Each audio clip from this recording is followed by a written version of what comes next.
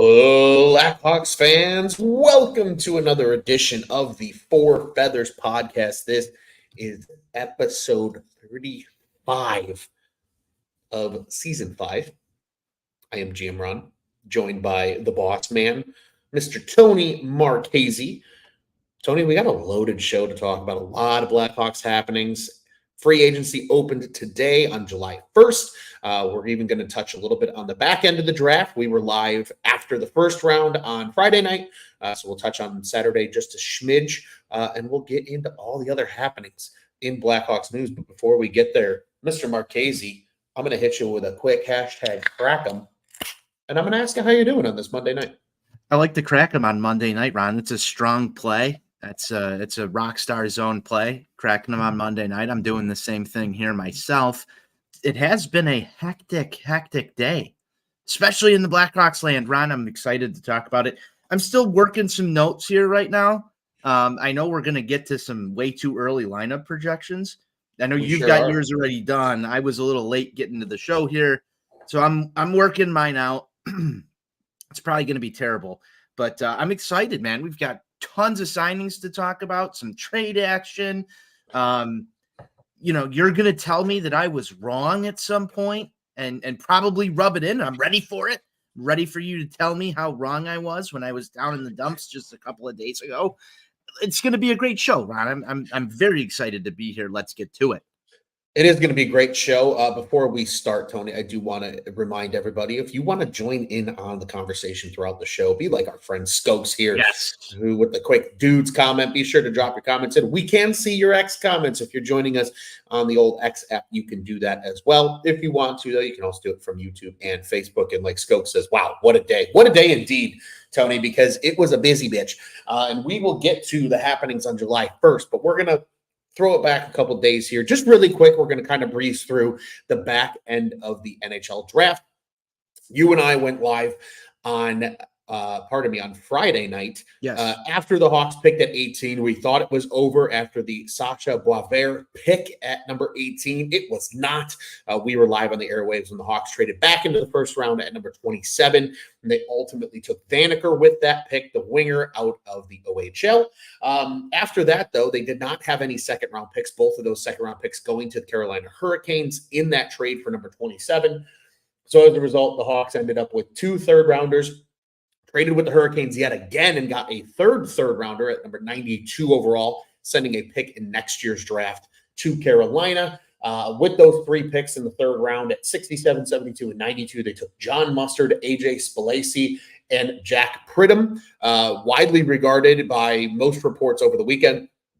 3 of the fastest players in this year's draft class, all heading to the Blackhawks. A number of actual scouts noting that the Mustard and Spalacy picks were incredible picks for the Blackhawks. They said getting them in the third round was almost appalling because of how good they had them in their rankings.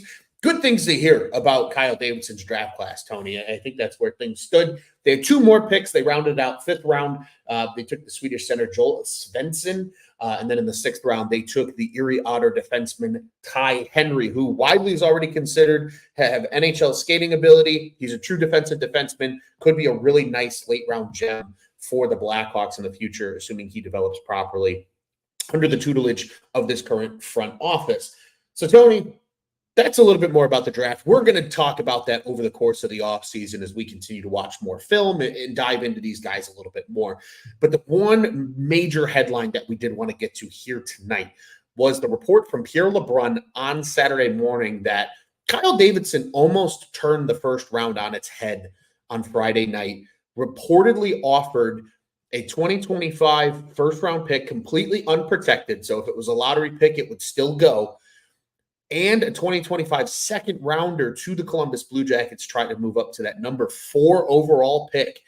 They ultimately decided not to pull the trigger. Blue Jackets wanted Caden Lindstrom more than they wanted to abandon the pick, although there was, I guess, reports that the deal was fairly close to be a potential kind of actually happening. If that had happened, a lot of people speculate and believe that the Blackhawks would have gone back up and gotten Ivan Demidov at number 4 and paired him with their number 2 pick, Aram Levshunov from this draft class. I mean, Tony, I think that rumor alone shook a lot of people to the core, and it did for me because The one thing it told me, Tony, was Kyle Davidson came into this offseason with a plan to be aggressive, and he showcased that, being willing to give up a next year's pick completely unprotected and an additional draft pick to try to get back up and get Demidov in this year's class. It absolutely does. I mean, this is a great report, I think, for everybody who was in on Demidov, Levshunov, sort of that debate, right? And you don't know exactly how close this deal was to getting done. The fact that it's reported, though, it's obvious to me that the Anaheim Ducks completely screwed the Chicago Blackhawks, if this is true, by going completely off the wall with the number 3 overall pick. There were reports that if what was his name? Forget who went 3 overall. Was that Seneke? Yeah. Brandon Seneke, I believe. Brandon Seneke, if he wasn't picked there, the Blue Jackets, who really wanted Lindstrom, if Lindstrom went 3 instead of, how this all shakes out here. So the Ducks sort of screw the Hawks here in this scenario by going with an off the wall pick. I don't even think Seneke knew that reaction, Ron. You've seen the reaction. If you haven't seen it, go on social media, check out the reaction when this kid gets picked at number 3. Kyle Davidson knew he wanted both of these guys, and there was a palpable interest in Demidov. You even reported some of this stuff from the Blackhawks camp. This was an aggressive attempt. I like it. I like the fact that he went in there and tried to go and secure not 1 but 2 of the premier talents in this draft. I think there was a plan A and a plan B, and the plan A was probably to go and try and get Demidov at number 4 as your big acquisition here. Can you imagine what we'd be talking about, Ron, if this actually went through? We would be on cloud 9. Obviously, it didn't get done. So we don't have Ivan Demidov, but I think that spurred sort of what the Blackhawks did through the rest of the draft. There was a run on forwards. I was texting you on draft night. I'm like, everyone's loading up on offense. The Hawks took Demidov, and you see all these forwards start going. I don't think they took defenseman, Ron, until what, the 6th round? Last pick in the draft. They reacted to it. They still went out and loaded up on some offensive prospects. They tried to go and do something that would have probably made the whole world go bonkers in the NHL world if they got 2 top 5 picks in this draft. There's a chance, and this is looking long-term, that offer, it was really strong. If the Hawks are a lottery team this year, which they could be, they very well could be still, you're talking about a top 5, top 10 pick in next year's draft, going for that number 4 spot. That was some interesting stuff that broke from Pierre today or yesterday. Yeah, it indeed was. And to at least, again, to hear that there was a valiant attempt at that by Kyle Davidson to move up and try to get back up to number 4 and ultimately take what we assumed to be Demidov. Obviously, he could have came back up and took a Caden Lindstrom, right, if he really wanted to, in theory. But I think we can all confidently sit here and say that it was probably to come back up and get Ivan Demidov. Tried to pull it off, didn't work. Ultimately, he ends up with the Canadiens at number 5, and the Blackhawks still get their guy in Levshunov at number 2. Sonny says here, he says, it makes him feel a little bit better about Kyle Davidson's pick of Levshunov. It shows that he really liked Demidov like most of us did, but he genuinely liked Levshunov more. And I think the big thing that, you started to hear some of the reports come out after we were done with our show, Tony, about just kind of what they thought about Levshunov. And one of the biggest things was the report that he's reportedly, quote unquote, behind where they would like him to be. If that's truly the case, though, like I think a lot of people initially read that, myself included, were like, wait, what the hell? That doesn't sound good. And then you reread it again, though, and you kind of think about the context of it. You say, well, shit, this guy was good enough to pretty much almost from the start be in consideration as a top 3 pick in this draft, and he still has room to grow. that means that the Blackhawks really like the thought of his upside and what that could mean for his future. And that, I think, ultimately shows here with how they went about the pick, taking the defenseman that assumably will be a pillar for this franchise for years to come, assuming that the absolute worst doesn't occur, right, and for a guy like Levshunov. And they can continue to move forward. They'll have a really good, strong right-handed defenseman potentially for the next 10 to 15 years. Hey, a lot of the moves today, and I know we're going to get to them, but I think it's the right time and right place to talk about this. A lot of the moves today, veteran defensemen added to go and, basically secure the fact that Levshunov, and we talked about this on Friday night, where's he going to start the year? Is it going to be in Rockford? Is he going to be back in college? Could he play the NHL season? They went and they added depth on top of this guy. That tells me that there's going to be a development ramp-up period. And if you take that quote from the scouting department on where Levshunov is in his game, and if they think he's behind, I know there was another quote that came out from Charlie Remiliotis, from Kyle Davidson, about they're going to have discussions with his agent about where they think he should be. They seem to have a development plan already in place for Aram Levshunov, and it probably doesn't include NHL time right off the bat. He's going to, if he wants that, he's going to need to earn it. So it's probably Michigan State. It's probably Rockford, one of the two, depending on if he signs a contract in the next couple of days. And that could even take some time too. But there's a development plan in place.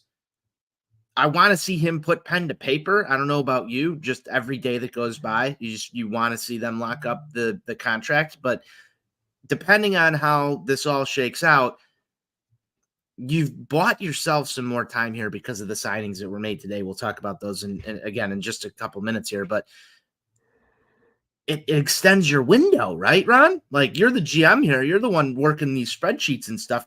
That extends your window. If you don't have to rely and rush this kid, that's what you want to do. You want to give him the time to develop a number 2 overall pick. We talked about this on Friday again. Defensemen take longer to develop.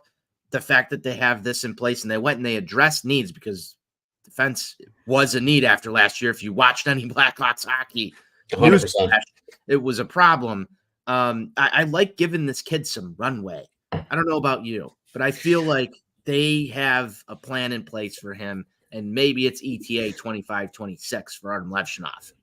Yeah, I think it 1000% is a 25-26 play for Levshunov. And you and I talked about it. We messaged back and forth post show about the idea when that report came out regarding him being behind, and they're going to talk to his agent about where they want him to play.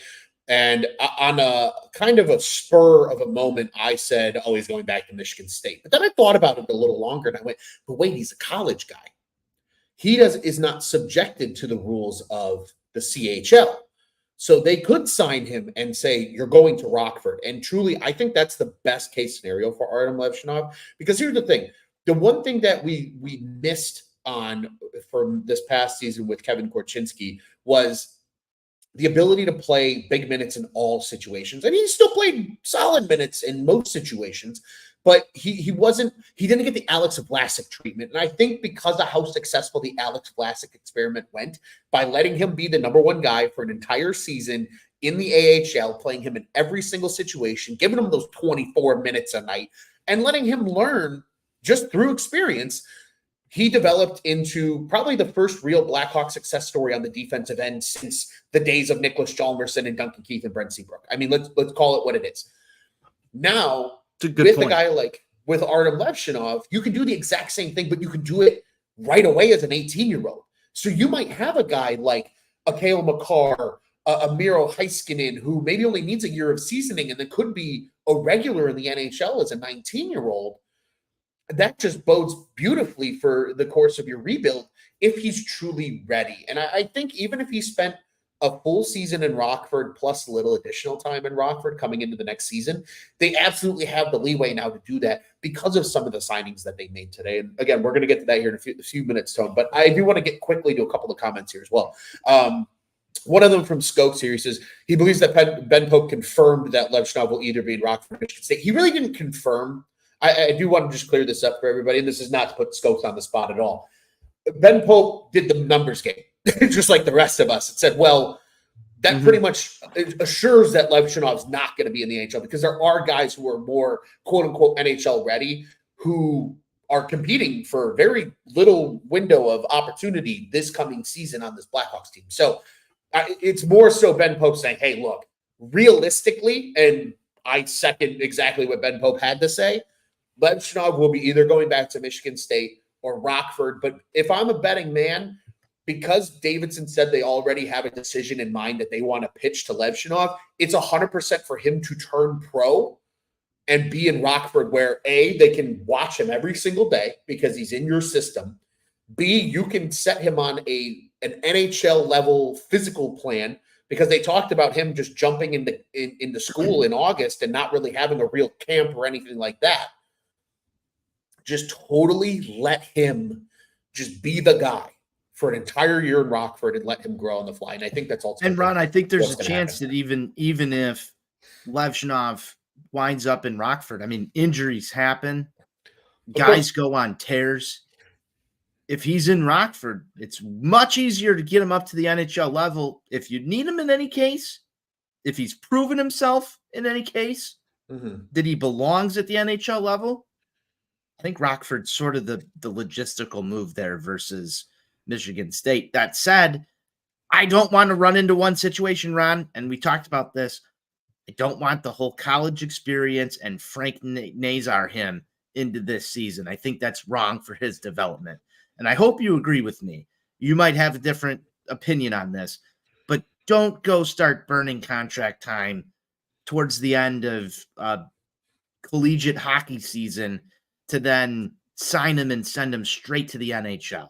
I hope that's not the plan. I think it's a little different with defensemen than forwards, right? Forwards are a little further along. We saw Nazar take a huge step forward in his sophomore season, and I think that's why they did that. And they also largely did it because they want to get a lot of these guys on the same timeline. So in 2 years, when legitimately 95% of the roster is expiring contracts, they can sign Bedard, and then they can sign everybody accordingly to what they feel their value is at that time. And I think that's why they did that. There's a really hot take from Skokes in the comments. I'm leaving that one. Okay. Because I have something on that later. All right. We'll get to it. Sorry, Skokes. You're going to have to stick around. Because in fairness to Skokes, I don't think it's that hot of a take.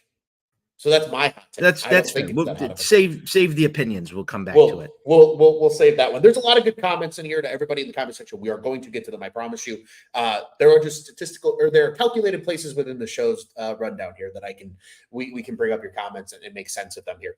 But that's what a little bit about Aram Levshunov. We will probably continue to debate this topic over the course of the offseason. There's going to be plenty of time to do so, especially in the dog days of late July and early August when we're all craving Blackhawks hockey.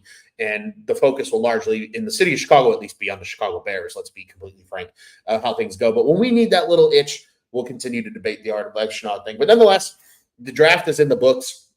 Day one of free agency has come and gone. But Tony, we got to talk a little bit about an acquisition that happened before the draft. We really didn't talk a whole lot about it on our last show. And that was the trade that brought Ilya Mikheyev to the Chicago Blackhawks. As a reminder to everybody, that trade was for Mikheyev. It was for the rights, not the player, but the rights to Sam Lafferty, obviously former Blackhawk, TWTW. We all know him and love him well here at Four Feathers.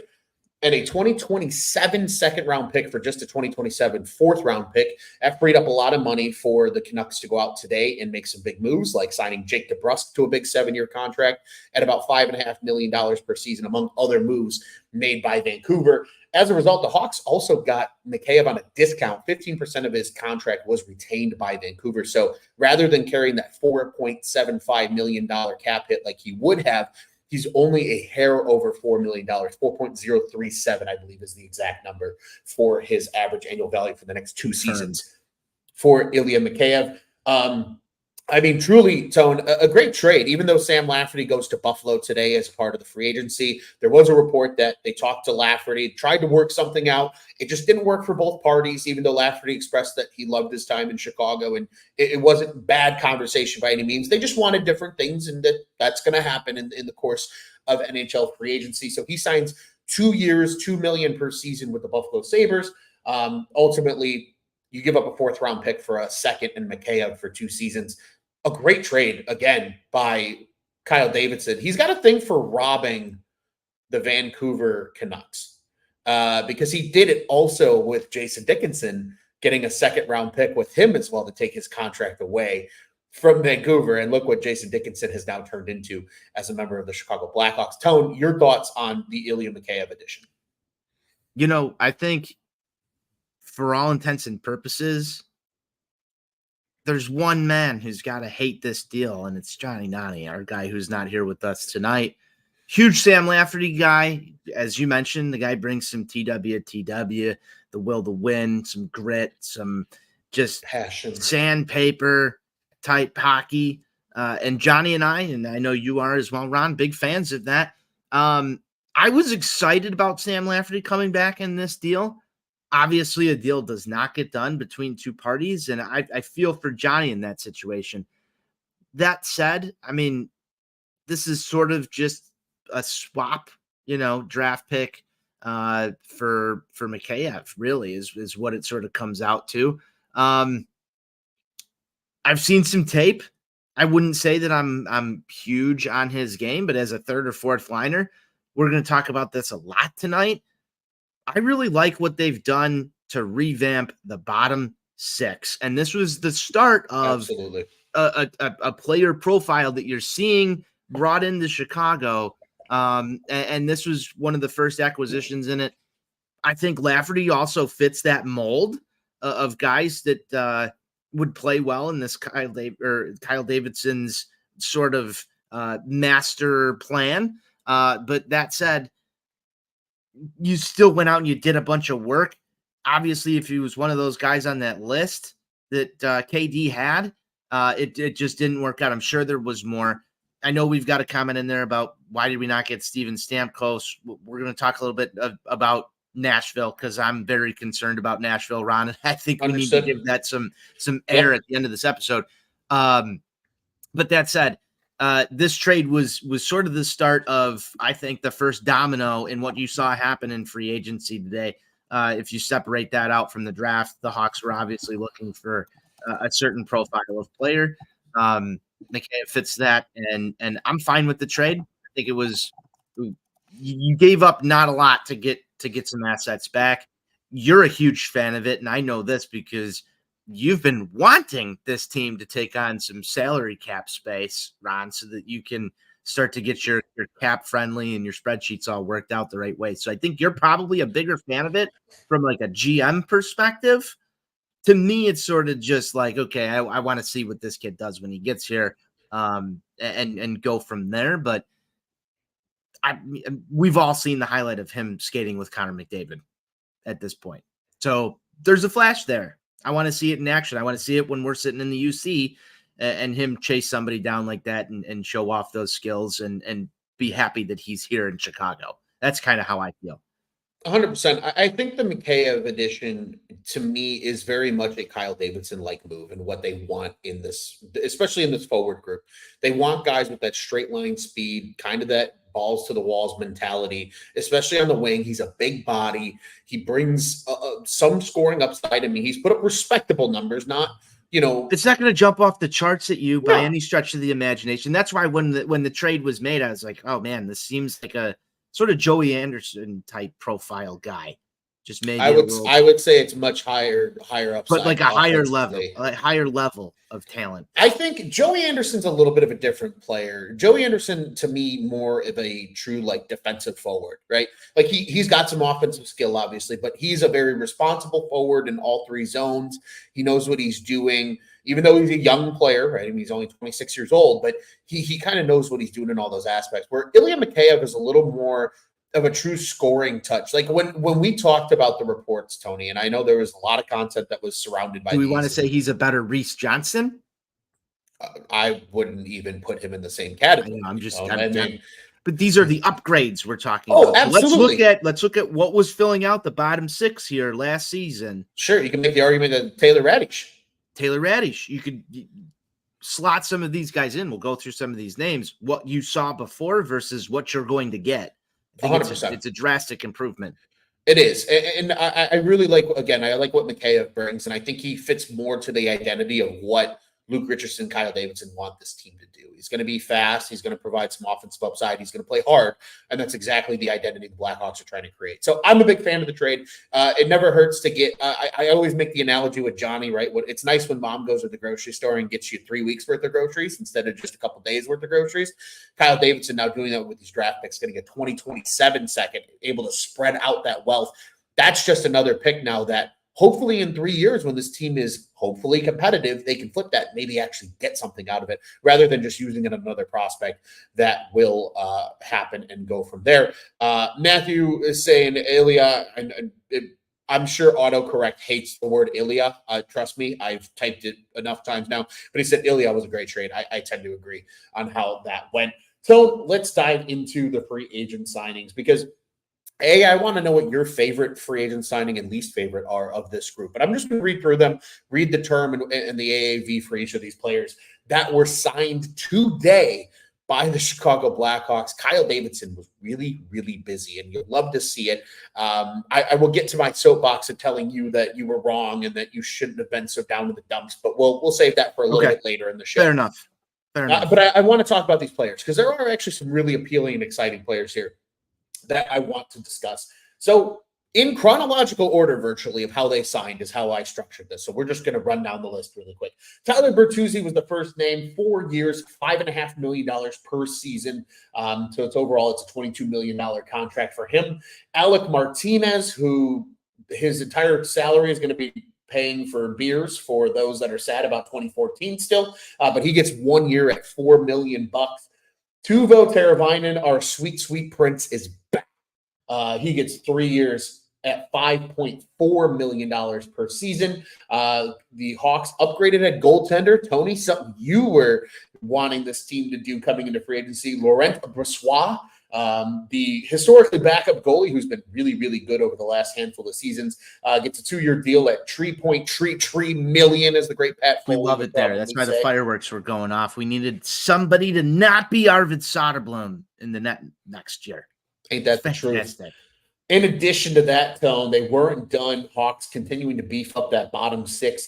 3-time Stanley Cup champion Pat Maroon comes on a 1-year, $1.3 million contract. Craig Smith, a name that I think Blackhawks fans very familiar with, was a longtime Nashville Predator, spent last season with the Dallas Stars. He signs a $1 million deal for 1 season. Joey Anderson does return, the lone guy of that RFA crop that wasn't signed prior to free agency that actually does return to the team. 2 years, $800K per season, a really nice contract by Kyle Davidson to get a good player like Joey Anderson in terms of defensive forward. And then the final signing of the day happened about 2.5 hours ago before this show, was defenseman TJ Brody signing a 2-year, $3.75 million per season contract. Quickly, Taylor Radish, we mentioned as a departure. The only other departure so far that has signed elsewhere, he gets 1-by-1 with the Washington Capitals. So that is where he ended up. So, Tone, I must know, of this group that signed on Monday, who was your favorite signing of the group and who was your least favorite signing and the whys behind both of them? I mean, it's very easy to sit here and say that Teravainen is the favorite signing. And I'll be honest with you, that is my favorite signing.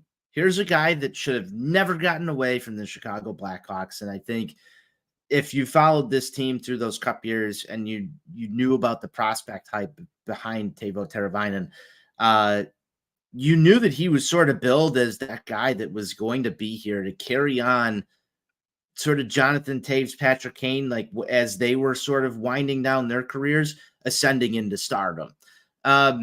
We can all make the argument of whether or not he lived up to his potential, but he is a very respectable professional NHL hockey player. I feel like a wrong was righted here, and he gets a chance to come back and play in a completely different era of Blackhawks hockey. And, we're all, everybody's got their opinions on whether or not Patrick Kane should have come back and all of this stuff. I'm heartbroken by it. I want to see Kaner in the Indian head sweater just as much as I think most people do. But the fact that you get Teuvo back in the Blackhawks uniform with Connor Bedard, I think that's a win. I think fans can look at that and say, all right, if you've been a long-term fan of this team, we all know what had to happen to remove Brian Bickell's contract. He's back. He's got a chance to compete. This wasn't a short deal. This is a 3-year deal. He's got a chance to go to the playoffs again with the Chicago Blackhawks, and I think that's important. I like it for the optics, but I also like it because this is a guy that is going to help. Connor Bedard needed scoring help. That's been the number one need, I think, and we can really make a case that the defense needed to be shored up a lot more and the goaltending needed to be shored up a lot more even than the offense. But you bring in a guy, and this is a fan's need. I feel it. You feel it too. Teuvo addresses that as a top 6 forward.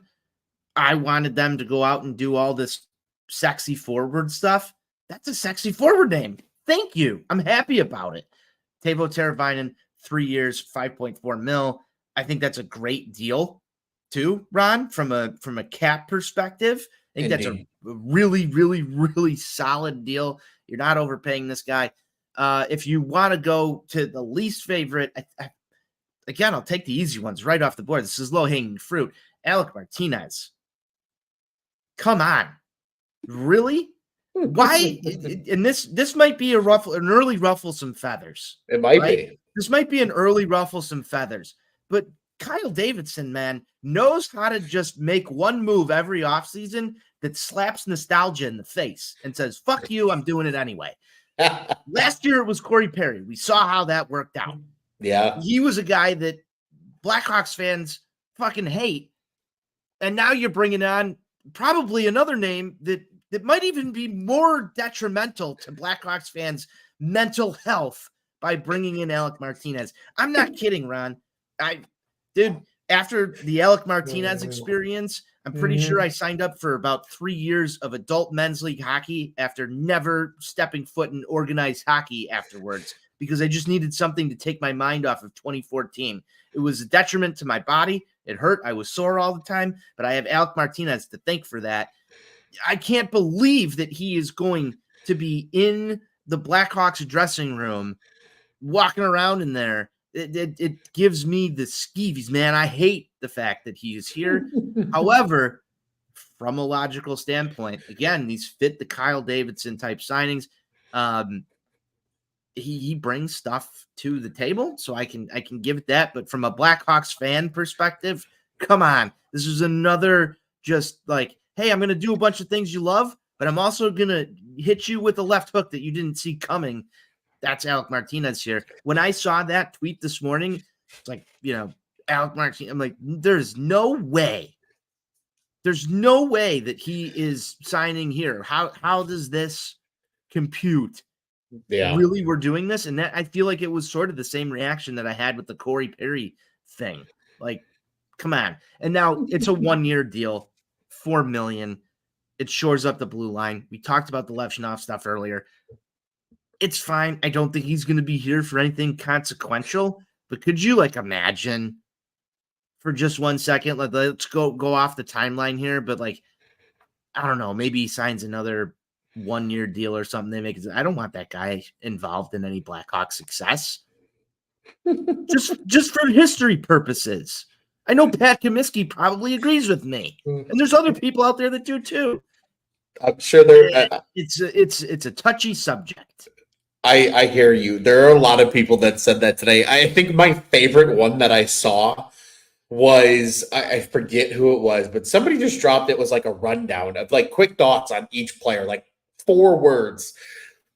And somebody for Martinez was Alec Martinez, fuck you, but welcome. That was exactly what it was. And I get it. I do. Trust me. I remember exactly where I was in the moment when that specific goal happened. I was on a train to Los Angeles, ironically, with a bunch of people that worked on the train that were Kings fans Oof. and saw me rocking all my Hawks gear throughout the train.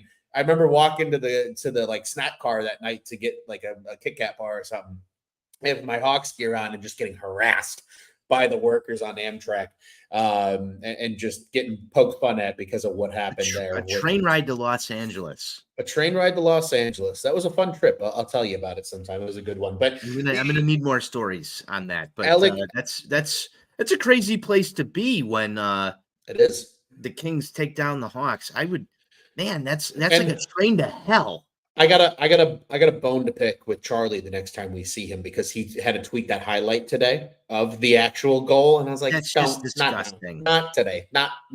Don't ruin my Monday. Don't do it. Just don't do it. But I ruffle some feathers for the day. That might be my ruffle some feathers. We got some good ruffle some feathers though. I think we have a collective ruffle the feathers here for today. We'll touch on that here in a minute. Tone, to answer the question, I love the two-vote move. I truly do. It's one that I had mentioned a few times over the course of the week in preparation for free agency that they absolutely should go after him. He's a guy that I brought up to you like 6 months ago as a potential candidate for this Blackhawks team to go out and get in free agency. And lo and behold, they actually went out and took care of business and took care of him. I think my favorite signing, Tony, and then there's kind of a crooked reason as to why it's my favorite signing. And I think it's the Tyler Bertuzzi signing for a few reasons. Okay. One, I think getting scoring grit like a Bertuzzi is good because the last time he had a really productive season, he was playing big minutes with the Detroit Red Wings. He was playing roughly 19 minutes a night, and he put up a 30-goal season. Last year in 16 minutes a night with the Toronto Maple Leafs, he was still a 21-goal scorer. That would have been second on this Blackhawks team behind Jason Dickinson and Connor Bedard. I think getting him to play top 6 minutes is fantastic. I think he's going to play the style of hockey that Luke Richardson wants, which I think is going to go a really long way for the morale as well as just the culture of this team and how they play night in and night out. But I like this deal, Tony, because Kyle Davidson did something I didn't think he was going to do. He gave out a contract longer than 3 years. Wow. And that speaks volumes to me.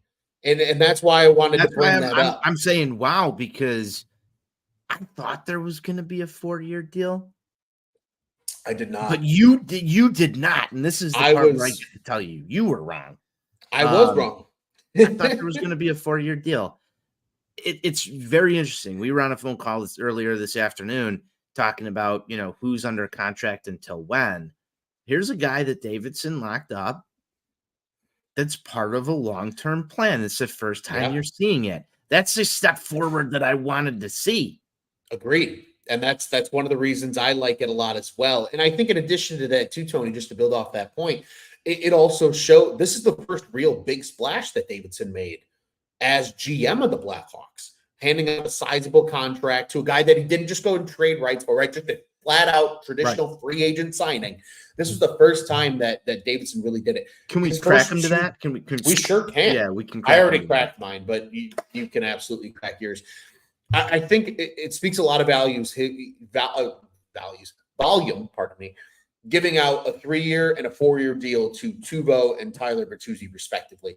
I like the Bertuzzi move. I think the more and more I've sat and gotten them all over it a little bit, the more and more I like it. So that one's my favorite, and there's a lot of underlying reason to why. There were some people out there, though, Ron, and I want you to speak to those individuals who were confused by this move. I'm not as confused by it. I'm just a little more surprised by it, I think is what it is, because there's a different level of surprise and confusion, right? I think surprise from the standpoint of I just wasn't sure that Kyle Davidson would be in on a guy like Bertuzzi because I honestly thought he was going to re-sign in Toronto. Like that was just where I stood. So mentally, I kind of written him off as a free agent for really anybody to even think about signing because I really did think he was going back to Toronto. I thought it was going to be Max Domi. Here's what tipped it off. Here's what tipped it off for me. There's a photograph of him in a White Sox cap, a little younger, Tyler Bertuzzi in a White Sox cap, and I knew he was destined for Chicago when I saw that. That's some Tony on tap intuition right there. I like it. Southside Ron loves it too. He sure does. He's somewhere. I don't know where he's at right now, but he's not present at the moment. But so I think that signing for a ton of reasons means a lot in terms of why it's my favorite. Quickly to note with Bertuzzi, we were just talking about this. 4 players will be under contract after the 2025-26 season. So not this coming season, but the following season. 4 players. Seth Jones, Alex Vlasic, Teuvo Teravainen, Tyler Bertuzzi. That's it. 4 players will be locked up for what I am deeming the next phase of truly the next phase of the rebuild. Because that's when Connor Bedard's going to be on his new 8-year franchise player money contract. And everybody else is going to kind of fall in line from there. Right.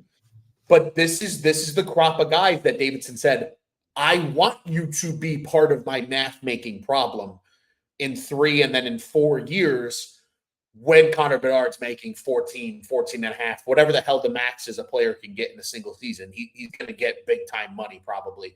Whatever that is, it's going to be interesting to see that happen. So that one was my favorite. I think my least favorite, honestly, I think let's go. This is going to be hot. I think it's the Craig Smith signing. And the only reason I say that is because I think it's taking away a roster spot from somebody that probably needs it. And I don't know who that player is. I don't know if 1 year, $1 million. Is it really taking a roster spot away if the guy I think it is initially perform? Fair. I think if he doesn't perform, it's very easy to just this is a walk away from move. Like this was to me, you're only $200,000 over what is it? NHL minimum $800K, give or take, yeah. So, I mean, there are look how many guys got injured last year.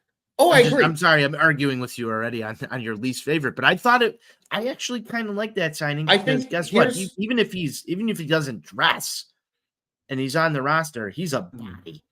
And we know that there's going to be injuries.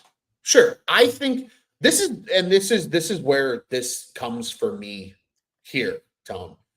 I don't think there was a move today that I truly hated or disliked even. I think there's a few moves. There's a few moves where I kind of go, okay. All right. Cool. And that's fair, Ron, because the only signing that I can sit here and say I didn't like was Alec Martinez, and that's for nostalgia purposes. That has nothing to do with what I think he can do on the ice. Oh, absolutely. And do in a Blackhawks uniform. It's just, and I think that's the importance. He made good moves. I agree, and I think that's the importance here, Tone, of why I don't hate any of these moves, because you look at everybody he brought into this team. He brought more veterans. And to me, that quickly and clearly states that during training camp, when all these young kids who are now under contract, the new Kyle Davidson crop of draft picks, like Nick Lardis and Paul Ledwinski and all these guys that are going to be in Rockford and are going to be in training camp this year, learn from guys who have been there and done that. Craig Smith has been around forever, been a successful forward over the course of his entire career. Patrick Maroon, I know Skoke says he doesn't fit the play style. You know what he does bring? 3 Stanley Cups. As a journeyman, a guy who had just had to grind and be gritty and tough and work his way to stay in the NHL. They bring in a guy like Martinez who has a couple of cups. He's got 2 from his days with the Kings. He's got 1 from his days with the Golden Knights. He's bringing Stanley Cup pedigree to that blue line. Teuvo Teravainen returning. I think there's a slight bit of Teuvo coming back to be able to be the speaking box to this group of guys to say, guys, I was here when this team was great. Let me tell you right now, there is nothing you want more as a player than when the Chicago Blackhawks are playing good hockey. Because Ron, this city, that's the reason why I hate to interrupt you. That's the reason why people want Patrick fucking Kane here in Chicago. I understand that. I absolutely understand that. And you know what? I'm for the idea of bringing back Kane. Obviously, he already signed reportedly a 1-year deal with the Detroit Red Wings. It sounds like he's going to be staying unless something changes last minute. Unfortunately, the next best that you can do to that is Teuvo Teravainen. I don't want to say that replaces Patrick Kane because they're not in the same conversation. What they mean to the city of Chicago, or what they've been able to accomplish in their careers. But you bring up a good point. There is somebody now on this roster who was here when they won, got to experience that celebration, had to go through the playoffs on this roster. And I think that speaks a world of volumes. That you brought up good points with Maroon too, but you can see there was a clear design from Kyle Davidson. This is one of those fit the mold things. One of those one of those attributes that was on the job description for guys that Kyle Davidson wanted to bring in. Guys who've had success, guys who've been there and done it and know how to do that. And guess what? Like we talk about, man, on Sox on Tap, we've talked about it for years. Culture. We need to win, and we got to teach guys how to win. It's very cliche, but to an extent, you see Kyle Davidson bringing some of these guys in. This could be a fun year. They might not be a good team. There's a lot of guys who have been on winners, and they're not going to tolerate fucking what happened last year. You need to get the hell out of my brain, because I didn't even say this to you today, but I said it to 5 separate people. When people asked me, they said, what do you think of the moves? And I said, I like them. And they said, well, where do you think this team's at? Like Matthew says this team's at least 2 years away. I said, they might not be good. They might miss the playoffs. But they're going to be fun. They're going to be a lot of fun. And that's exactly what I said. And that's exactly how I look at this group of guys they brought in. They're all, for the most part, they're all low-risk contracts because they're all 1 or 2 years. The only 2 that are above that are Teravainen and Bertuzzi. You're going to have plenty of cap space in future years here to come. I think this is an incredible set of moves. And Caper Boy says here, bad moves, they should have rebuilt. Many of the contracts will cause problems. They're not winning. I don't think any of them are going to cause problems because they have so much free cap space when the time comes. They can't just turn around and win. I don't understand this comment. But and so that's going to be the thing here. What have we been doing for the last 2 years? Right. They are rebuilding. And I think that's the thing here, Tony, is I want to go back to the comment a little bit earlier from Matthew. He says, why did they not get Stamkos? They have the money. Stamkos wanted to go to a team that's closer to winning. I hate to say it, but the Nashville Predators were a playoff team last season, right? And they had a big day, and we're going to talk about that here in a little bit. But at the end of it, he went to a team that was closer to being a winner. The Blackhawks aren't ready to be winners per se just yet. But this is going to be a logical step in the progression of this team. And none of these contracts, in my opinion, are going to really take away from their ability to spend money in the future. They will go spend on the big fish once the core is established. And they got to figure out what are these young guys that are going to be part of that. From Wirtz this weekend, too. There was a report out, I believe it was Ben Pope, who spoke with Wirtz and said that he's willing to spend to the max of the salary cap. And I know this is a little different than baseball, Ron. You and I talk a lot about baseball on Cubs on Tap, Sox on Tap, respectively. You would expect your team to spend to the cap in competitive years. We lived that in 2010 through 2016, 2017, cap hell. We all know what cap hell feels like here, at least on this show. If you were not involved in watching Blackhawks hockey in that era, you're younger coming up and watching this, every year would end, and whether or not the Hawks would win a Stanley Cup or fall short in the playoffs, there was deductions from your team, and they would be painful. And you try and find something to fit in to the salary cap and come up and replace a guy that was a fan favorite in the playoffs the year prior. There was always names that you loved as a fan. You might have bought a jersey for this guy, and all of a sudden he's getting traded because you have to get rid of a bad contract. Look at Teuvo Teravainen. Case A of that, moved in the Bickle deal. I don't understand the bad moves. They should have rebuilt comment. Caperboy, thanks for tuning in and listening to us. But from my perspective here, you have a lot of guys in this pipeline. Is it a complete project yet? No, it's nowhere near a complete project. That comes 2 to 3 years away. As Ron was explaining earlier, the fun part of this portion for me, Ron, is the fact that you've created enough depth that you can allow young talent to develop without rushing them to the show. And that's important. Incredible. and still have a fun NHL team to watch that may still be a lottery team next year, but they're not going to be on the same level as the San Jose Sharks were last year. Just absolute bottom dweller team. So I'm excited for this year as a fan, but no, my expectations are not, we're not taking the next step, but we've done just enough. We've started to show what this is going to shake out and look like. Yeah. But I told you this earlier today. The next 2 years are going to be really fun to watch because all these contracts 100%. sort of fall off. They fall off. These are 1-2 year deals. They fall off, and you can go and put together a completely different looking team next year if this doesn't work out. There's a lot of plug and play here. This is a developmental year, but it's also a developmental year from the front office standpoint of how do we want to build this? And they didn't lock themselves into anything long-term outside of Bertuzzi. I agree. And Sonny had a great comment here as well, because there were a lot of the comments. Sonny, I'm going to come back to your comment, I promise. Keeper Boy said, fun over winning. Pace Setter said still a bottom 5 team, but more competition and fun to watch. Hockey Life says, seems a year too early, not a clear start, number one start besides Bedard. He asks, who's Bedard's Malkin? But Sonny sums it up perfectly to all those comments, in my humble opinion. At some point, you need to surround Bedard with more talent so he can reach his potential. Because here's the thing, everybody, that I don't think we entirely realize. Patrick Kane was a really good first overall pick, right? Like he's going to be up there with all the greats of first overall picks. He was a really good player. He also had a lot of really good talent around him on those teams. I think a lot of people sell short how good Patrick Sharp, Jonathan Taves, Marian Hossa, some of these other guys were, especially in that forward group.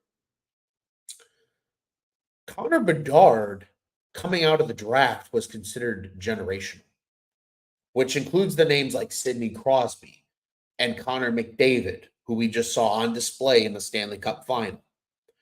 Bedard was in that category with those guys. Macklin Celebrini wasn't. He was the consensus number one, but he wasn't in that same conversation. Bedard was on the map from the time he was 14. Bedard is what you're investing in. That's what this year's about. You're investing in Connor Bedard's growth. Because guess what? What better year to put the NHL on notice, Tony, than the year you host the Winter Classic? Connor Bedard's going to be front and center for the nation to see, especially after what, 2.5, almost 3 months of hockey gelling with this team. Connor Bedard could have the season this year. To your point, Tony, you plug and play. Next season's team could be out with Pat Maroon and Craig Smith and Andreas Athanasiou in expiring 1-year contracts. And maybe you are adding that star a year early because Connor Bedard takes that huge step forward. Connor Bedard is the heartbeat of your organization. Everything around him is just gravy. And I think that includes Kevin Korchinski, that includes Aram Levshunov, that includes, even Frank Nazar, some of these young players, right? There's a lot riding on Connor Bedard continuing to grow. Connor Bedard carried this offense by himself to the tune of 61 points in 68 games as an 18-year-old. I think that you're spot on with some of it, but I do tend to agree with some of this stuff. There's another comment in from Hockey Life here. I don't know if you want to bring that one up. That is why I was excited about getting Demidov at 4 as well as our number 2 pick. You do have to supplement. And we're all waiting for that. I'm still waiting for it. And Kyle Davidson is going to be judged accordingly if he can find that guy. It didn't come this offseason. And I don't think it's coming this offseason. It might not come until next offseason or the one prior. It's still not complete. Every team needs that big acquisition. Sure. And, Ron, for all intents and purposes, one of the reasons I've been down on the dumps on this offseason was the Kyle Davidson comments about, I'm fine running it back with Hall and Athanasiou. He goes out today, Teuvo Teravainen, Tyler Bertuzzi, added some offense. I don't want to take away from those signings. Those are great. But there is still a real fact, and I want to just bring it up. They do need that clear number 2 talent. Every Patrick Kane needs his Jonathan Taves. You need the Marian Hossa to round that out. They are not going to be a Stanley Cup contender team this year. That's fine. When you want to get there, that's when you do have Levshunov in the fold. That's when a couple other guys like Frank Nazar are up, probably in a bottom 6 role, hopefully, because you have so much talent that's filling out that top 6 that even a developing guy like Frank Nazar in 3 years hasn't cracked that, because you've insulated this lineup enough that it's that deep and that competitive. I mean, you talk about like Andrew Ladd. Like, we're losing Andrew Ladd. He's he winds up going and captaining another team, but he was a bottom 6 guy here in Chicago in the early days. So you do need that. I would make the argument that if they are a lottery team next year, I'm going to be happy with that. I think you would too. I'm not going to be. I'm not going to be pissed. I'm going to cut you off. I'm going to cut you off, Tony, because you're going down too far down the rabbit hole, and I need to bring you back here for a second. Because here's something you do have to consider with this. And I agree. I understand where people are going with, well, the prospects that are currently here, you know, this, that, and the other. Think about this, Tony. They still have 2 first-round picks next year. Yeah. They can package those 2 and move up in the draft and get one of the top players in the draft they want to. They can move that second one and maybe go get one of those stars. Maybe you go find the Malkin to Bedard's Crosby. Maybe you do find. I think one of the reasons, though, and this is still what scares me. Sure, but hold on a little bit. Is that they were that in on Demidov that they don't like next year's class. That's what I don't think that's what it was. I think what it was I think it's Kyle Davidson telling the league, I don't expect to be picking in the bottom 5 this year. So I will give you that pick to take a run at it right now when I know I can get it, to go get a good talent up there. Because what happens next year, Tone, if everybody's healthy and this team performs even to the guys at the median, the players level, right? Of, hey, maybe it's not your best year, it's not your worst year, it's where you should be. This team is better than at least 10 teams in the NHL. I firmly believe that. Because Connor Bedard should take a step forward. Alec Vlasic should take a step forward. Some of these other young guys that are still here. Like, it's amazing how people will forget about the young guys that are already here. They need to grow too. This isn't, Matthew was in here earlier. He's going through the pain with it right now as a Cubs fan. Guys get to the major leagues and they never perform further. That's the problem. And that's where they need to go with this. They have 2 first-round picks next year. I think that's why he was willing to part ways with that. They also have 2 second-round picks next year. Tone, let me tell you, they also have 3 second-round picks the next year after that, and then 2 second-round picks the year after that. You can package picks to move up and go for it. They can do it. Kyle Davidson has the flexibility. I think Kyle Davidson, had he gotten Demidov, would not have signed so many additional forwards. I think would have let the position kind of sit open and knowing, hey, maybe – you know, he's coming. I only want 1-year contracts. Maybe instead of giving Joey Anderson a 2-year deal, Joey Anderson gets a 1-year deal, right? There's little slight ticks where that probably set it off and changed his plan. And agreed, they have to absolutely get that second pillar of the organization.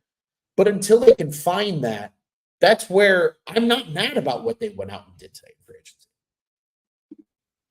I'm not mad about it either. That said, man, there is a clear need where people want to establish who that number 2 guy is to Bedard, and that hasn't been addressed. Sure, still going to harp on that as much as other people will. What happens if Frank Nazar surprises people? That would be great. But the opportunity, the opportunity is there for someone to step into that role. Absolutely. That is where we can agree. 100%. That guy still needs to be found. And it might be in the organization already. It might not be. But guess what? They have the opportunity next year because of additional contracts rolling off the books, because of this draft capital they still possess. They still have they have 8 picks in next year's draft. They just don't have a 3rd or a 5th. But 2 4s, 2 2s, 2 1s, a 6, and a 7. You can still go out and either A, draft a guy, or B, move some of that capital to try and go find that guy. And I think that's something that they're going to eventually find here, Tom. An incredible you just debate. give people so many reasons to get high on the Hawks all the time, and that's why we love it here. Yeah, I'm trying. Tone, we do have to move on. We do still have a lot of things we want to get to here as we cross the hour mark. we want to get to the way too early lineup because I think this was something that you and I are actually going to have fun with. And this is going to be more like, oh, I didn't think about that. Or did you think about this? Mine's a disaster, but I'm curious for yours first. I will happily share mine. So this is what I was thinking about a little bit earlier. I've seen a lot of other people doing this. So I wanted to take my own stab at it and think through what this team could look like next year. Where do you want me to start, Tony? Do you want me to start goaltender and work my way up to forwards or vice versa? Let's start Let's do it in reverse. Go with goaltender first. Work your way back up. Let's do that. We'll go with goaltender first. I think it's going to be a near 41-41 split for these two next year. But obviously, I have Laurent Brossoit and Peter Mrazek as the two goaltenders. Arvid Soderblom is 1,000% in Rockford. He is sharing the net with Drew Commesso down there. I don't think Jackson Stauber will be back. So it's probably going to be those two next year down in Rockford. I think if they did bring back Stauber, there's a chance if he's willing to play in the ECHL with the Indy Fuel, they could do that and be very deep at the goaltender position if there's injury or what have you. That being said, we know it's going to be Brossoit and Mrazek from the start. On the blue line, and this is where we're going to get back to the point earlier from our friend Stokes, because his hot take I don't think is that hot, and here's why. Vlasic and Jones is my top pair. No secret about that. To me, there's one position in this blue line open in the top six, because I think the third pairing is Brody and Martinez. I think that's your shutdown D pairing as the third pairing. Second pairing, Murphy. And I have Korchinski, but with question marks, because Tony, Kevin Korchinski, Wyatt Kaiser, who had a really good development year in Rockford last year, and Isaac Phillips are all competing for that last roster spot. And I think, realistically, I think two of them are going to make the roster, but somebody's going to serve as that seventh defenseman. They're not going to be in the lineup every single night. A Wyatt Kaiser is where you're going to stick that? Or an Isaac Phillips, because here's why, Tony. Ooh, that's a name I did not have on my radar. I think that Stokes is spot on. He thinks that Korchinski and Levshunov might start in Rockford with the additions of Martinez and Brody. I don't think that's that hot, because Kevin Korchinski is now 20 years old and can play with the Rockford Ice Hogs. What if he does go down for a little bit? Vlasic got that taste of the NHL before his full year in Rockford, right? It happened. Obviously, Korchinski got it at a much larger volume, but it still happened. What if they do let Korchinski start down there for a little bit? Maybe if he has a rough camp or something, maybe he doesn't look like he's as confident or whatever. If he comes out and he balls out, he's in the NHL. I have no doubt about that. He's the more talented of the three. But I think there's absolutely a chance. There is a possibility in this matrix that Kevin Korchinski and Aram Levshunov are your top pair in Rockford next year, which means Ethan Del Nastro would be your third defenseman. How crazy would that shit be at the AHL level? Craziness. You talked last year about Kevin Korchinski not making the NHL roster, and he played a full season. He did. I will tell you that he is on my depth chart at the NHL level this year. Okay. Not to give too much away. I don't think that it's a great move for a kid that earned it and earned that spot to come to him and have that conversation between him and his agent and say, hey, I know you fucking earned it last year, but because we brought in all of this depth, like an Alec Martinez, like really, if you're Kevin Korchinski's camp and you sit there and say, I lost a roster spot to Alec Martinez and fucking TJ Brody, that would piss me off. And that's fair. Just a little bit. That would piss me off, and I'd say, I'm not fucking re-signing with you. Well, and let me take you away from the dramatics of not re-signing. Because here's what Kyle Davidson did do. Remember how last year, Tony, we had conversations toward the end of the fourth season about this team not having the same TW and grit and passion as they did the year prior under Luke Richardson? Yeah. What if he's purposely bringing in competition at all these positions because iron sharpens iron and he wants to light a fire under everybody's ass? That's fine. That's exactly what I want him to do. And I think that's what's happening here. Guys. I think Kevin Korchinski ultimately does make the NHL. I only put question marks because I want to entertain the idea. No, but that's good, and it's healthy for that to be the scenario, Ron. Sure. But I fully believe with you, Tony, that I think Kevin Korchinski will be in the NHL next year. I firmly believe that. So I'm saying we agree. I just wanted to bring that to light and entertain the idea for the listeners because, again, there is a world where it could happen. Who knows? And Matt Weber does bring up a good point here, and this is 100% something that I think we could see. Korchinski and Martinez could be the new Shea Theodore and Martinez. And Kevin Korchinski says he grew up idolizing and playing style like Shea Theodore. I think this is a very well a possibility of a pairing. Maybe that's a third pairing next year. I think there's a world that's a second pairing, to be honest with you. I think Connor Murphy is going to be a third pairing defenseman this year. And he could play with TJ Brody. Between him and Martinez and Murphy, you have three defensemen that also block a lot of shots. And that could be good for this goaltending duo, Tony, that you love to talk about and analyze so much about improving that blue line. So that's what I have. I have Kaiser Phillips and Isaac Phillips, or Wyatt Kaiser and Isaac Phillips. I'm talking too fast. Competing for that seventh defenseman spot. I think it's going to be Phillips because I do think they want Kaiser to play like all the time. I don't think they want him popping in and out. I think they're more confident with Phillips being that kind of guy right now. So that's why I think they go that direction. Working my way up continued. My fourth line, I have Nick Foligno as the center. I think it's interchangeable. I think you can put Craig Smith there as well. But I have Craig Smith / Joey Anderson on the right wing. Because, again, Joey Anderson is going to be the 13th forward probably on this team next year. And then I have Pat Maroon on the left wing. So that's how I have the fourth line shaping out. My third line, I really like this third line, Tony. This is a grit, defensively responsible team with some speed, and it could be a lot of fun. I have Mikheyev, Jason Dickinson, and Ryan Donato as my third line, with Dickinson centering that line. My second line, I have Bertuzzi, Philip Kurashev is my second line center, and Andreas Athanasiou. I think Athanasiou and Kurashev are interchangeable center wing. I think you put Bertuzzi on the other side of them. That could be a fun line with some speed and a little bit of grit, and it could be a nice balance at the top line because I think the top line is going to be Taylor Hall, Connor Bedard, and Teuvo Teravainen. I think there's chances where when Luke Richardson needs to change something up that you could probably interchange a Bertuzzi and a Teravainen. I think that's very possible for them to kind of give you different looks based on their top six. But ultimately, I think you asked me opening night, that's kind of what I'm expecting from the top line here. Notably, I have Landon Slaggert, Frank Nazar, Lucas Reichel, Levshunov, and Soderblom all in Rockford. And I think that's important to note because Reichel could have a good camp and potentially beat out a Joey Anderson, who could easily go to Rockford, right, and just continue to be organizational depth, which I don't think is a bad thing either. But I think there's a world where that could happen, where it's going to be worth going to some Rockford Ice Hogs games next year because you're going to see a lot of these guys that we got a taste of at the end of last year getting meaningful big minutes at Rockford. And hopefully that helps establish their growth moving into the next season. So that is my way too early lineup, Tony. But I'm still curious to hear yours and see where we might differ in opinion. Mine's a disaster. I do have Hall, Bedard, and Kurashev on my top line. I'll work backwards here.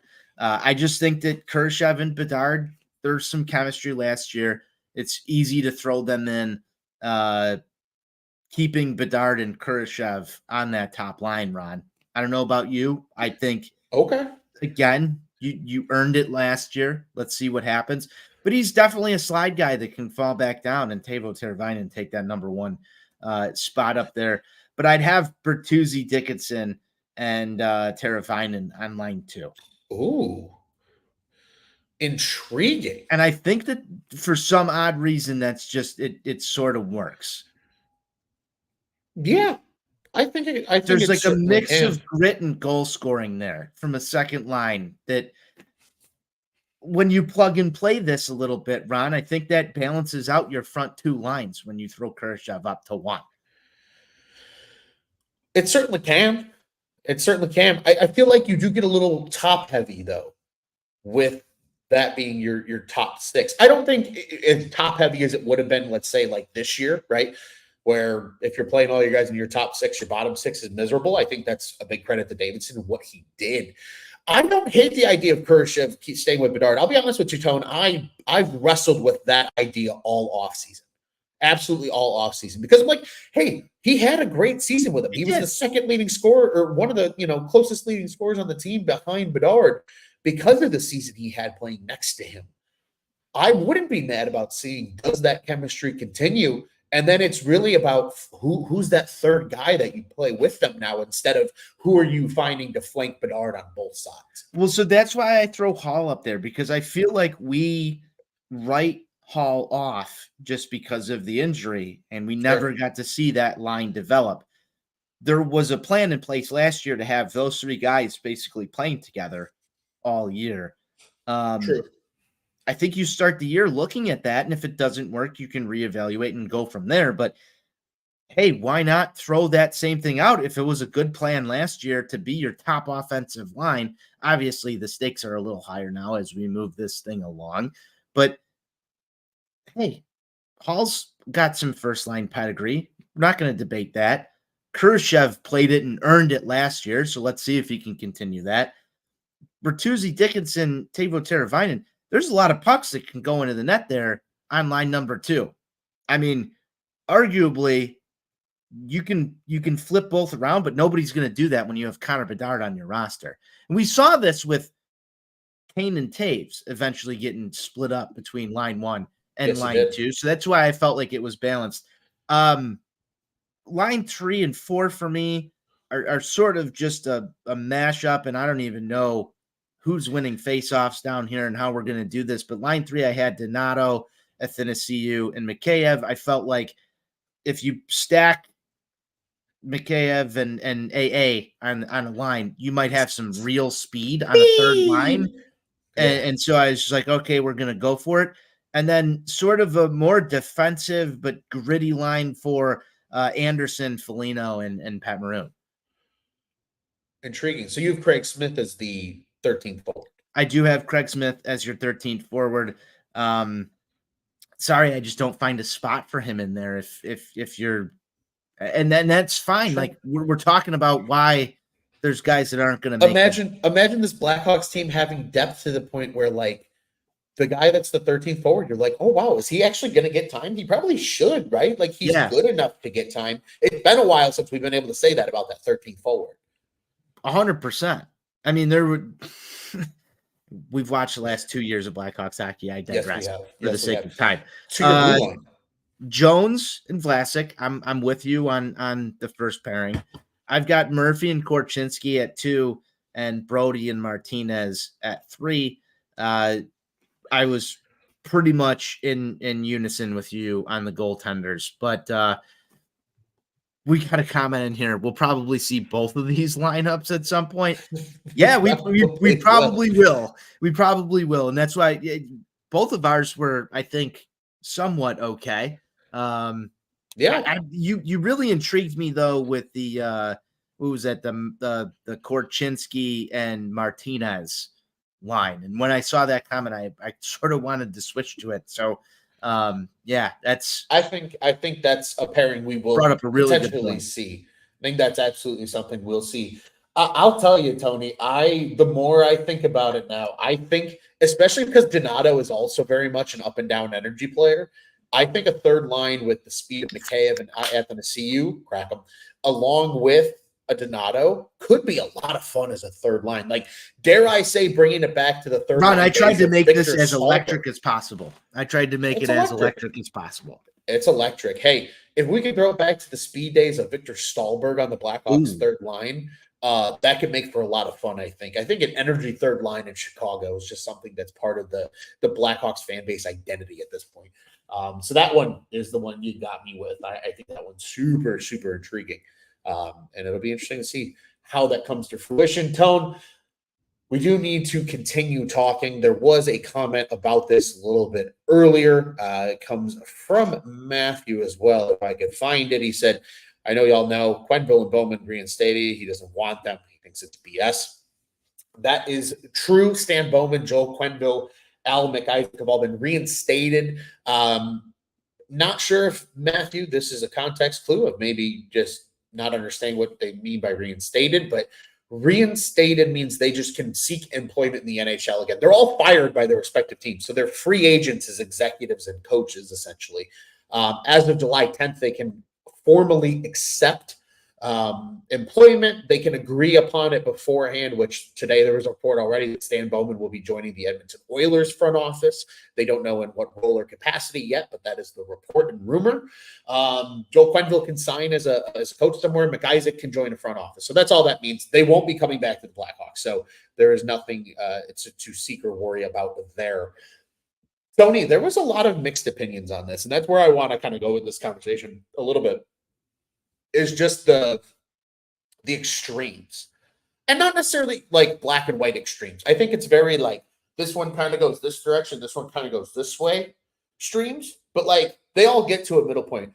Some people are like, Joe Quenneville was a great coach. True, objectively true. But also the people that are like, well, they did something terrible, and like that is this fair? Like there's the moral judgment versus the hockey judgment. And that's the two sides right now. I mean, I don't know if Bowman or Isaac were like generational executives type from good at their job. I think Bowman was horrible at it. I screamed and yelled it for 10 years until he was finally fired. Quenneville's probably the one, right? That people are like talking about, and everybody's like, well, you can't exclude Quenneville, and it's a big moral dilemma in the general opinion of the fan base right now. And hey, it's crazy to see just where people lie on this topic and how the differentiation of opinion is. I'll start it with this. My parents told me from a very young age, don't hang around with people who are going to do stupid shit because you become guilty by association. And I feel like Joe Quenneville, unfortunately in this, is guilty by association. Because we're not going to sit here and rehash all of these events. What happened was wrong. Everybody could sit here and say that. What happened was wrong.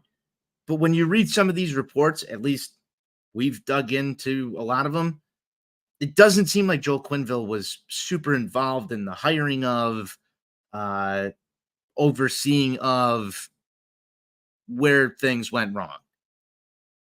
But he was guilty by association, and guess what? His tenure as an NHL coach was impacted by that. I haven't followed into some of their interviews and what's gone on since all of that. But from what I've gained here, in terms of looking into this situation, a lot of people have really good things to say about Joe Quenneville as a coach on the Chicago Blackhawks.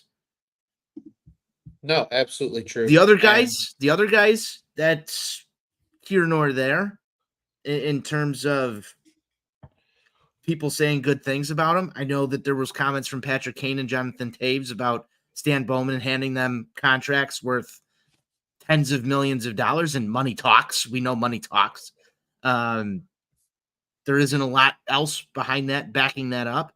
At the end of the day,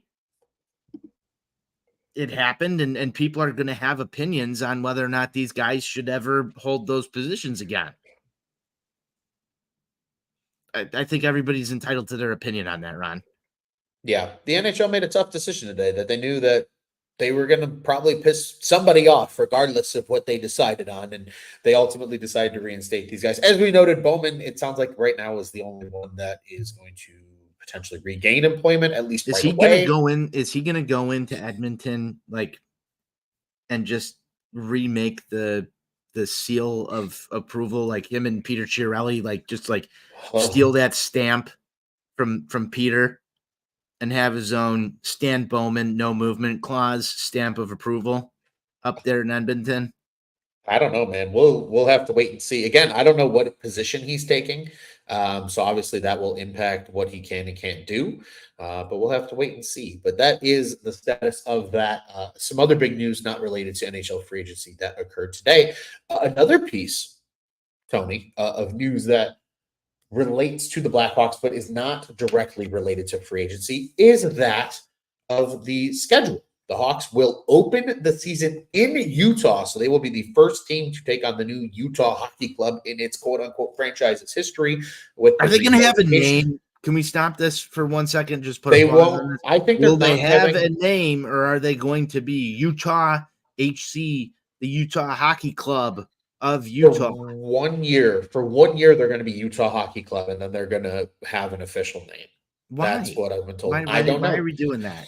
That's Plain and that's weak. just that's just what the rumor is. But so the Hawks will open in Utah, so that'll be pretty cool. They'll get to see the new arena. It'll be a new look in the NHL.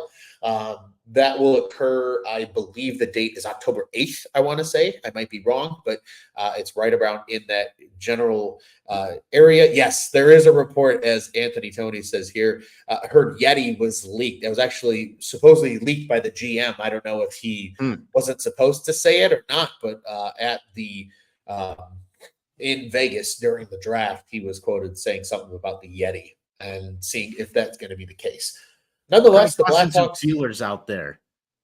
maybe it was just for research purposes, seeing what people would think about it. Who knows? I like their draft pick. I like their draft pick, by the way. I don't mean to go too off topic. Tisha Ginla, Yeah. that was a good first draft pick for the Utah Hockey Club.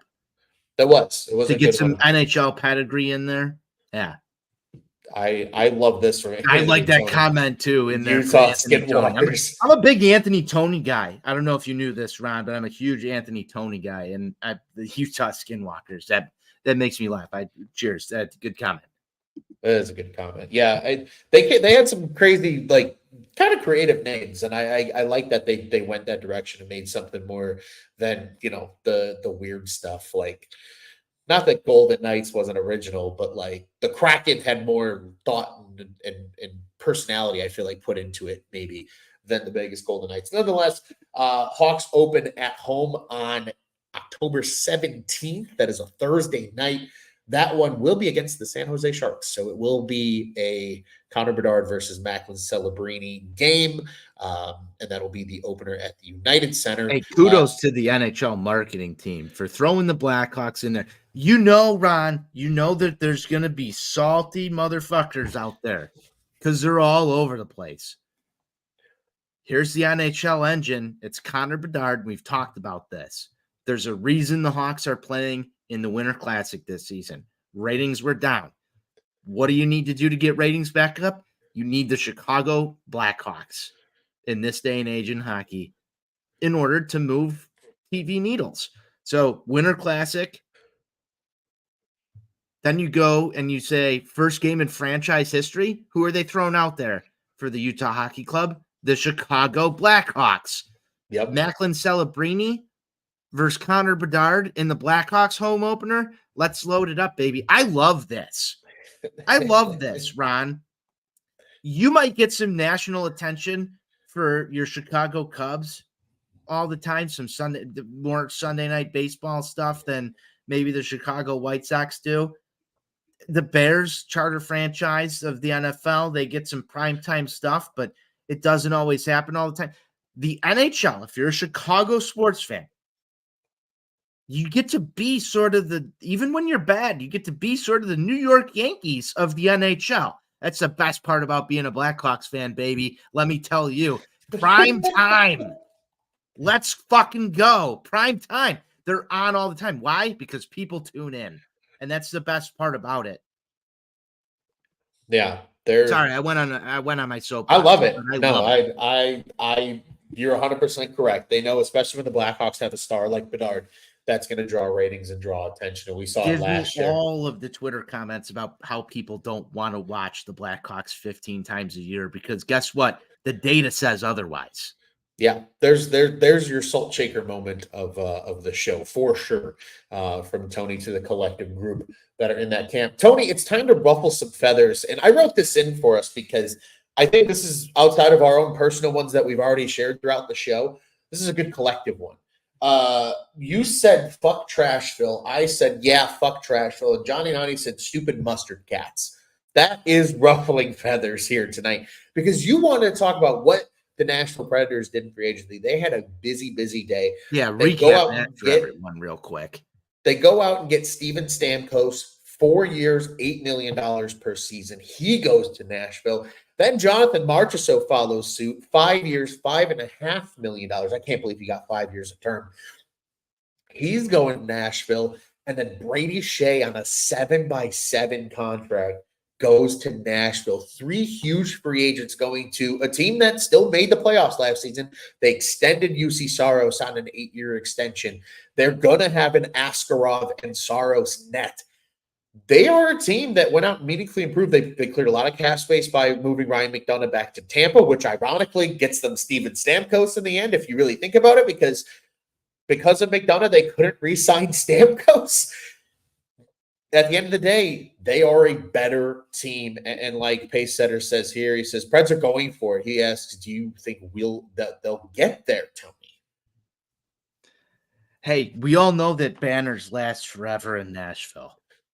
And if you want to win the offseason, you do what Nashville did. I give them some credit. I will give them some credit.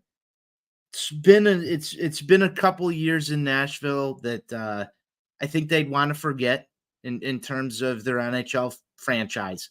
But they won the offseason so far, just in free agency. These were the sexiest names that were available. Steven Stamkos, Marchessault, Shea. You can rebuild or you can spend your way out of a problem. And they spent themselves out of a problem. And we'll give it the credit that it's due. These are aggressive moves.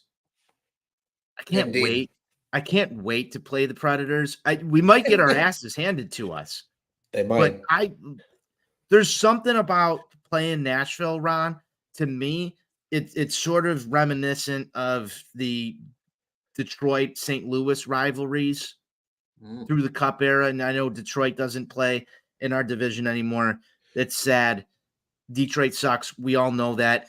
But there needs to be, for the health of the Chicago Blackhawks, a rival here. And I like to see them load up, because I think it's going to fuel guys like Connor Bedard who want to just fucking beat the Nashville Predators. If they're good for the next 2 years, it's going to set up a nice little rivalry between the Chicago Blackhawks and the Nashville Predators. They're a team that is set up to compete with us at the top of the division. Yeah. Better than most at this point.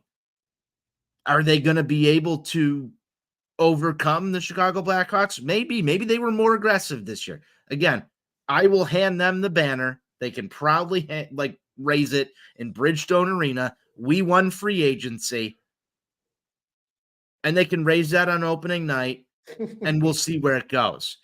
But they might be a little bit of a problem because of these moves. And so, as a Blackhawks fan, I don't like that. However, I think it just adds to the intrigue. There always has to be a villain. If we're writing this movie right now, the Nashville Predators might set up to be the villain that spoils the Blackhawks, and we're going to be pissed at them for the next 5 fucking years. But give me a villain, and they clearly identified themselves as the Blackhawks villain in this division right now, Ron. I don't know what your take is on that. No, I think you're 100% correct. And I think, some great comments here about them. Anthony is saying, Preds swindled the Bolts. Nashville always plays the Hawks tough. And Pacesetter 7 picks in the first 3 rounds next year, too, for the Predators. So a team that can certainly continue to load. Tony, I think when you look at this division, you do look around and you look for the rivals, because the Blues are kind of down right now and really aren't living up to being the rival with the Blackhawks. Maybe the Winter Classic is finally that chance that it changes, but I feel like that rivalry has lost a step or two over the last few years. The Stars are a good team, as are the Colorado Avalanche, but we don't hate the Stars here, though. We like White Sox Sale. He's a good guy down there, likes Dallas. I know you're not in with White Sox Sale, but Johnny and I are. Sale, if you're watching, hello. The Stars, yeah. The Stars are, but even the Stars have really never been that team that like the Hawks hated. Even when they're both good, you're competitive in your division, but you're not a rival. The Winnipeg Jets copied our jerseys, though. They did, especially the home ones. The Winnipeg Jets, not like a super rival, because you came late just a handful of years ago from Atlanta that wasn't always there. They're good games. They're very competitive games, but they're not a rival. And because Detroit's gone and St. Louis is dying. Minnesota's kind of the little brother rival, even for Blackhawks fans still to this day, because that's just how they've been, and they haven't done anything yet. The Predators are truly the one team, Tom, that I agree with you. You look at this division and you go, these teams can legitimately hate each other. Maybe these teams see each other in the playoffs if the Hawks have an outlier season that projectiles them into the postseason. Maybe that's a playoff matchup that could 100% really rekindle that rivalry back to the days of the Marian Hossa sliding on his knees celebration and them knocking the Hawks off to effectively end the golden era in the 4-game sweep. I mean, each team has taken their stabs at one another now, and I think it can continue to ascend to those levels. Another great comment from Anthony Tony, and you were bringing this up just a second ago. Nashville and the Hawks, there's going to be a playoff series between these two teams. That's a bold prediction, maybe right now. I think when the Hawks make their way back into contention, it might be 2 years, might be 3 years. We're not sure. I think with those signings they made today, there's a good chance you see those two teams get involved in a playoff series. And that would be good entertainment. It might give us a heart attack, but it'd be good entertainment, and it would be good to develop that rivalry between Nashville and Chicago over the next couple of years. I think it's just so ripe for the picking. The highlight packages you could play of Marian Hossa sliding on his knees, and oh man, I can think of whatever banger song it is in 2027 that's out there. The summer song of 2027, Hawks beat the Predators, and you get some mix of some old highlights with some new highlights in there. Oh, yeah, it'd be sick. 1 million views on YouTube for sure. Tony, you're ready for the falling asleep to Marian Hossa highlights montage with Mr. Comiskey. I might be texting Comiskey tonight and saying, hey, let's watch the Marian Hossa highlights. I live for that. I know you do. Tony, to round out the show, let's get to some stick taps. So you want to go first? Absolutely, I do. And Ron, today's stick tap, really, honestly, I have to say this live on air for everyone, but you broke an NHL record, an on-tap Sportsnet record, every record in the book. I think you wrote 4,972 articles about the Chicago Blackhawks over the last 4 or 5 days. I don't know how you did it. I'm pretty sure you surpassed the amount of articles I wrote on our website, ontapsportsnet.com, in 7 hours in what I was able to produce in a month. And I'm pretty high up on the list of production. So you set the tone with your NHL draft coverage, Ron. It was truly admirable. That's why they call you GM Ron. That's why you are GM Ron. If you haven't gone and read everything that Ron has written over at ontapsportsnet.com, you should. He's on every single Blackhawks move. Just absolute rock star shit. Ron, you kicked fucking ass this past weekend into Monday. You get my stick tap for today. It was excellent coverage. Kept everybody up to date for it.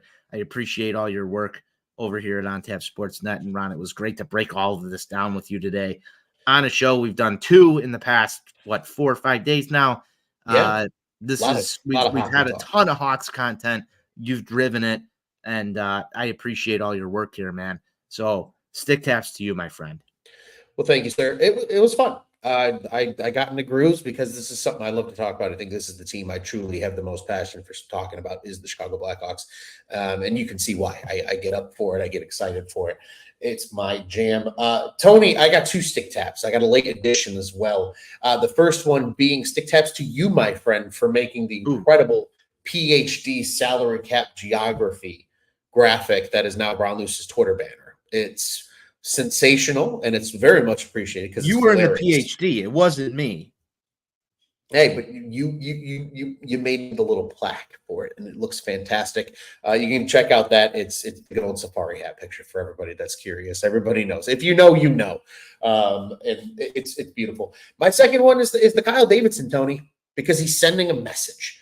He's sending a message that the Blackhawks are not meant to be another year of a crap team. He wants to push the chips all in on Bedard and continue his development. He's willing to spend on calculated veterans. This is a team that's going to be fun. They're going to be fun. And Kyle Davidson sent a message. He was aggressive. He nearly moved up to number 4 in the draft for Demidov.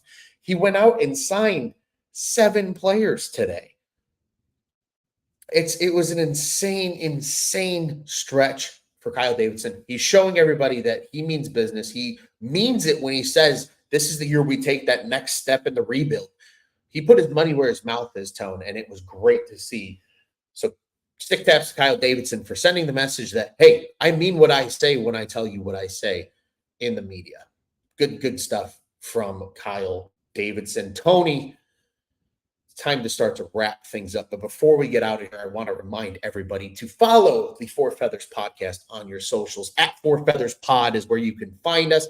You can follow all of us here as well. You can follow GM Ron at Loose on Tap. You can follow Tony at Tony on Tap, at Nani Johnny, and at Comiskey22, our trusty enforcer. Go follow him as well on the socials. We've got it all here, not just Blackhawks. You can catch all those shows on YouTube. Like, subscribe, hit the bell button on Tap Sportsnet, and you'll know when all of our great shows go live. That includes a lot of shows. Bears training camp right around the corner. That is coming up. Check out the Bears on Tap show. Bulls have a big offseason ahead. At Bulls on Tap is where you can find them. And then, Tony, you're over on the south side of Chicago at Sox on Tap. I'm over on the north side of Chicago at Cubs on Tap, at Cubbies on Tap on the socials.